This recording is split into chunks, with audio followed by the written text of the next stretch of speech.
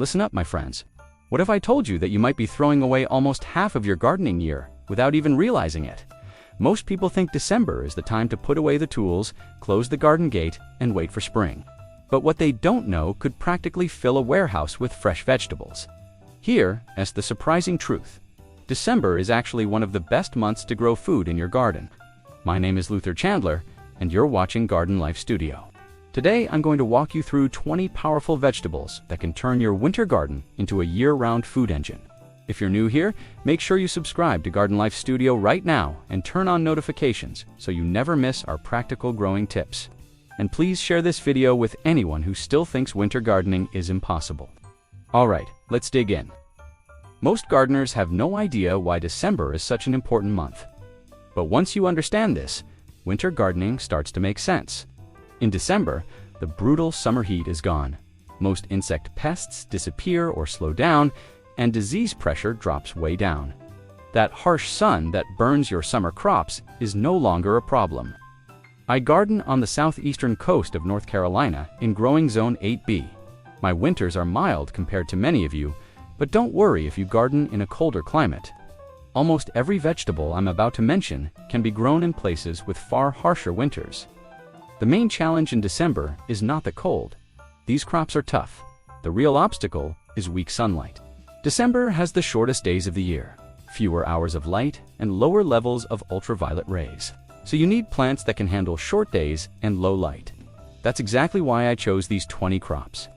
Every one of them can keep growing when daylight is limited. We start with the absolute champion of winter gardening, garlic. If you grow only one winter crop, make it garlic. I do uncare if you live in Alaska or Hawaii.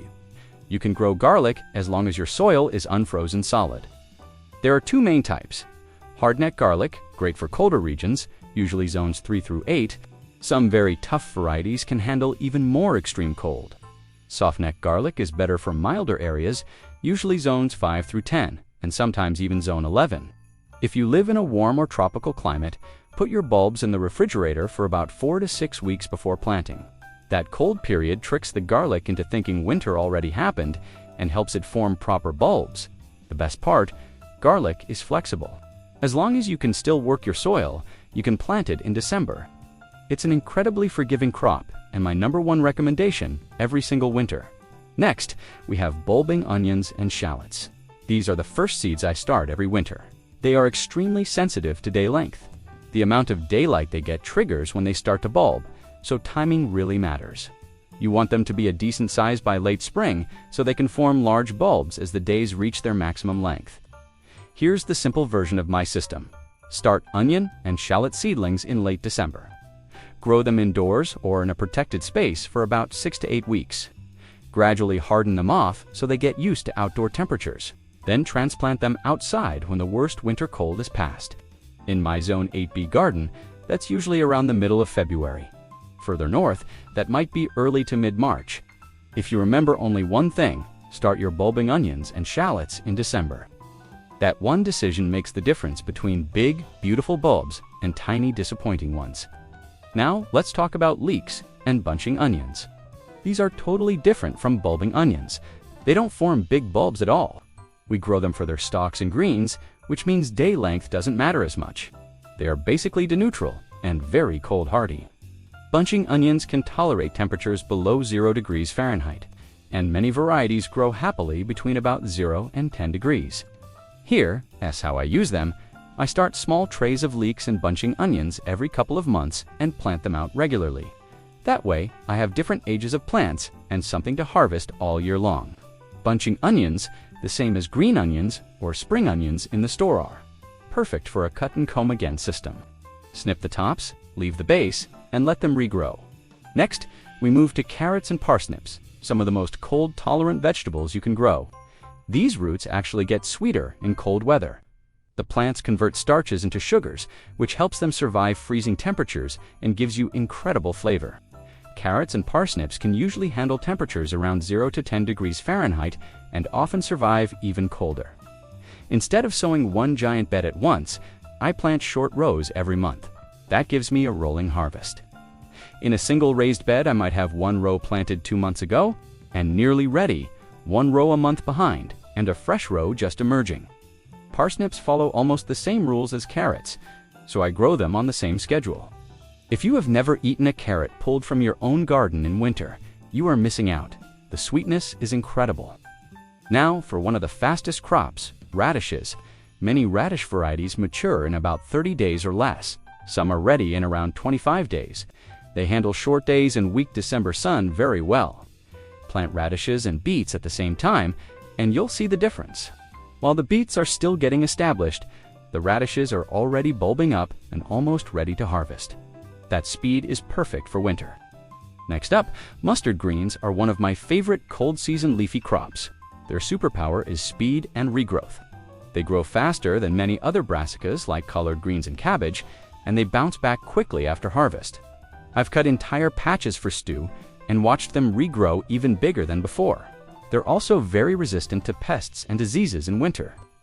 In my Zone 8B garden, we drop to about 10 or 15 degrees Fahrenheit, and I still don't see serious damage. Add a bit of frost cloth in harsh conditions, and they become almost bulletproof. Now, the heavyweights, kale and collard greens, most varieties can handle temperatures from about 0 to 10 degrees Fahrenheit. And the hardiest types survive even colder with a little protection. I grow lacinato kale for flavor, blue curled kale for cold hardiness, and Russian kales for maximum winter toughness. Here's the fun surprise. In my garden, collard greens are even tougher than kale. They are the most cold-resistant leafy green I grow. Both kale and collards taste sweeter after a good frost. Next, a powerful trio, beets, turnips, and Swiss chard. All three love cool weather, tolerate serious cold, and actually taste better as the temperature drops. Roast a winter beet at about 400 degrees Fahrenheit for around an hour, and you get an incredibly sweet, rich flavor. Swiss chard is grown for its foliage and is often even more cold-hardy than beets, and turnips are another root crop that is usually tougher than beets when it comes to cold. I like planting these together. They share similar needs and give you a mix of roots and greens from a single bed. Not all lettuce likes winter, so we have to be specific. We want cold, hardy leaf lettuces. Many big romaine types don't enjoy frost. Cold-tolerant lettuces usually have looser, ruffled leaves and often show red or bronze colors. Some excellent winter-friendly varieties include New Red Fire, Marvel of Four Seasons, and Red Sails. I grow them in rows and use a cut-and-Coumagan method. I pick outer leaves instead of cutting the whole plant. That gives me a steady supply of fresh, sweet lettuce through the cool season. With spinach, choosing the right type is everything. Since we are planting in December, we want winter-hardy spinach. Heat harms spinach far more than cold does. That's why I wait until late fall or early winter, once those warm spells are gone, and then direct seed spinach into the beds. Next is arugula, also called rocket. This might be my most heat-sensitive crop. It bolts fast when it's warm, so I usually wait until the second half of December to sow it. Once the weather is cool and stable, arugula grows extremely fast, sprouts in about 1 week, with baby leaves ready to harvest in about 2 to 3 weeks. Arugula loves cold and low light. Finally, my winter herb trio, cilantro, parsley, and dill. People are often shocked that these grow well in cold weather. Cilantro is extremely heat sensitive. I can only grow it reliably from about November through February. Dill often reseeds itself around the garden. Parsley can live for about a year or more, and in my garden, heat is the real problem, not cold. It handles temperatures around 0 to 10 degrees very well. If you live in zones 4, 5, or 6, and you're worried these crops can't survive your winters, here's your answer. Simple polyvinyl chloride hoop houses and agricultural fabric. You can bend flexible polyvinyl chloride pipes over your beds to make hoops. Then drape breathable fabric over them and clip it in place.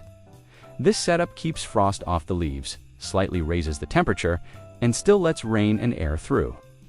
So there you have it, 20 vegetables you can plant or grow in December for a thriving winter garden. Garlic, bulbing onions, shallots, leeks, bunching onions, carrots, parsnips, radishes, mustard greens, kale, collard greens, beets, turnips, Swiss chard, cold hardy leaf lettuces, spinach, arugula, cilantro, parsley, and dill. These crops are some of the most reliable, productive, and delicious options for winter gardening.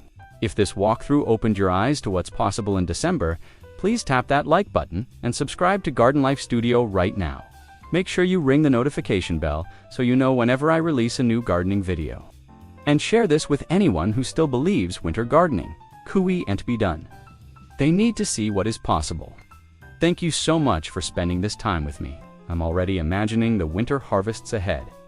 Rows of sweet carrots, hardy greens, fresh herbs, and crisp roots.